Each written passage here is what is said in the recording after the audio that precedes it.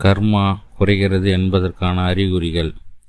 வாழ்க்கையில் எத்தனை கஷ்டங்கள் வந்தாலும் அதற்கு காரணம் கர்ம வினை தான் என்று சொல்லுகிறார்கள்.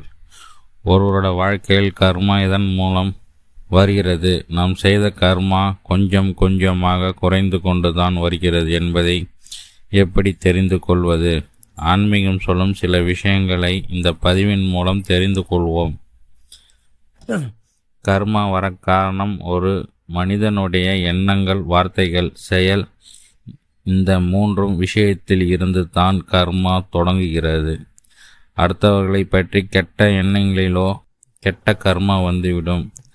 அடுத்தவர்களை மனம் நோகும்படி பேசினால் அதற்கு ஒரு கர்மா சேரும். நாம் செய்யக்கூடிய செயல் அடுத்தவர்களுக்கு தீங்கு விளைவிக்கும் வகையில் இருந்தால் அதற்கான கர்மா நம்மை வந்து சேரும். ஆக நம்முடைய எண்ணங்கள், வார்த்தைகள், செயல்கள் சுத்தமாக இருக்கும் பட்சத்தில் நம்மளுடைய நல்ல கர்மா செயல்படும். சரி, இந்த கர்மா நம்முடைய வாழ்க்கையில் குறைந்து கொண்டு தான் வருகிறது என்பதை எப்படி புரிந்து கொள்வது?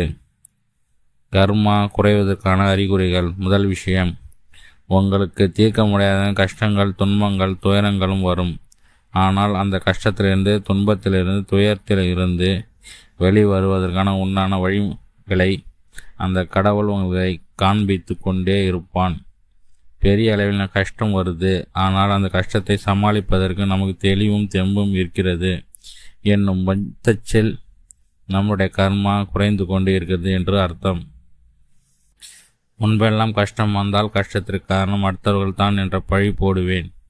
ஆனால் காலம் எனக்கு நிறைய பாடங்களை கற்றுக் கொடுத்து விட்டது. ஒரு சில காலகட்டத்திற்கு இந்த கஷ்டங்கள் வந்ததற்கு நான் தான் காரணம், நான் செய்த கர்மவினை தான் காரணம் என்று சகித்து அந்த கஷ்டத்தை சுலபமாக கடந்து செல்கின்றான் என்பவர்களுக்கு கர்மா குறைந்து கொண்டே வருகிறது என்று அர்த்தம். சகிப்புத்தன்மை வந்துவிட்டாலே உங்கள் கர்மா குறைந்து கொண்டிருக்கிறது என்று அர்த்தம். அடித்த மனிதர்களை தாண்டி மற்ற உயிர்களடித்தும் உங்களுக்கு பாசம் அதிகமாக இருக்கும். எறும்பில் கூட ஒரு துன்பத்தை கொடுக்க மாட்டீர்கள். பறவைகள், நாய்கள், வாயிலா ஜீவன்களுக்கு எல்லாம் உங்களால் முடிந்த உதவிகளை செய்வீர்கள்.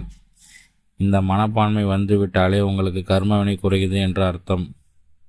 ஒரு காலகட்டத்தில் தேவைக்கு அதிகமாக உங்களுக்கு ஆசை இருந்திருக்கும். செய்யும் வேலையும் திருப்தி இருக்காது. வரக்கூட வருமானத்தில் திருப்தி இருக்காது.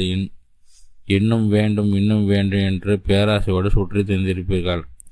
ஆனால் ஒரு சில காலகட்டத்தில் பிறகு தேவைக்கு ஏற்ப சம்பாதித்து வாழ வேண்டும் என்ற எண்ணம் உங்களுக்கு வரும். தேவைக்கு அதிகமாக இருக்கக்கூடிய பொருட்களை இல்லாதவர்கள் கொடுத்து உதவ வேண்டும் என்ற எண்ணமும் உங்களுக்கு தோன்றும். உங்களுடைய ஆசைகள் தானாக குறைய தொடங்கப் போவது கர்மா குறையுது என்ற அர்த்தம். வாழ்க்கையில் நீங்கள் இதற்கு முன்பாக செய்த தவறுகள் எல்லாம் எண்ணி வருத்தப்படுவீர்கள். பழைய ஞாபகங்கள் எல்லாம் உங்களுக்கு திரும்ப வரும். யாருக்கெல்லாம் துரோகம் செய்தீர்கள் என்று நினைத்தீர்களோ அவர்கள் நேரில் சந்தித்து அவர்கள் நடந்த தவறுக்கு மன்னிப்பு கேட்பீர்கள். இதெல்லாம் தாண்டி நமக்கு மேல் ஒரு சக்தி இருக்குது என்ற அந்த இறை உணர்வை நீங்கள் உணர்வீர்கள். எதுவும் நம் கை இல்லை, எல்லாம் அந்த இறைவனின் திருவிளையாடல், நடப்பதெல்லாம் நன்மைக்கே என்று உங்களுக்குள் ஒரு பக்குவம் வர தொடங்கியிருக்கும். அந்த பக்குவம் காலம் உங்களுக்கு சொல்லி கொடுத்த பாடமாக இருக்கும். மேலே சொன்ன அறிகுறி எல்லாம் இயல்பாக ஒரு மனிதன் நடக்கக்கூடியது தான். ஆனால் எல்லாருக்கும் அது சுலபமாக நடந்து விடாது.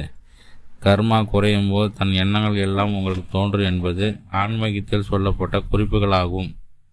நீங்கள் உங்கள் வாழ்க்கையில் கொஞ்சம் பின்னோக்கி சென்று சிந்தித்து பாருங்கள். தற்போது வாழக்கூடிய நிலையோடு ஒப்பிட்டு பாருங்கள். எப்படி இருக்கிறது என்று உங்களுடைய கர்மா குறைகிறதா இல்லதா என்பதை நீங்களே கண்டுபிடித்து விடலாம்.